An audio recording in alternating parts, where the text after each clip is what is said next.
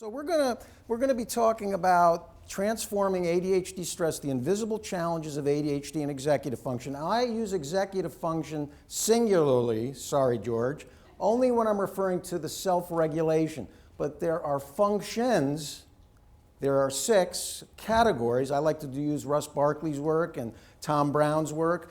And so when I refer to executive function singularly, George, because I think he made a great point, I'm referring to self-regulation. So I just want to make that distinction. And so what we're going to do today is we're going to see some coaching models. What we're going to do is I'm going to talk in different language, coaching language that we can take the scientific validated evidence, the stuff that you've learned about ADHD, and put it in language and visuals and models and things that you could explain to a 9-year-old or a 10-year-old. And hopefully you'll all leave here having another perspective of ADHD and executive function in a way that you could explain to everyone, because part of the challenge of social connection is not only knowing how your own ADHD shows up, but it's the ability to explain it to others.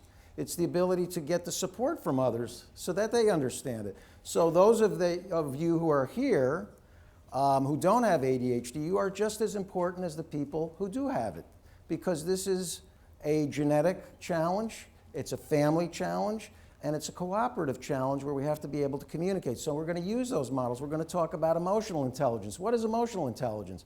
In simplistic terms, it's the ability to pause in the moment, or inhibit in the moment, pause in the moment, and identify what's the emotion that I'm feeling right now.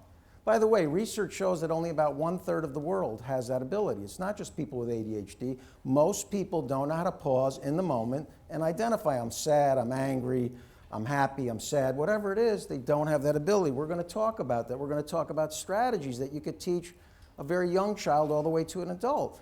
Because if you can't pause to pay attention to what you're paying attention to, and what you're paying attention to is I'm angry, I'm upset, you can't self-regulate, you can't connect. So these are very important things. These are models and tools that connect all age groups, but they make a lot of sense, and they're based in science too.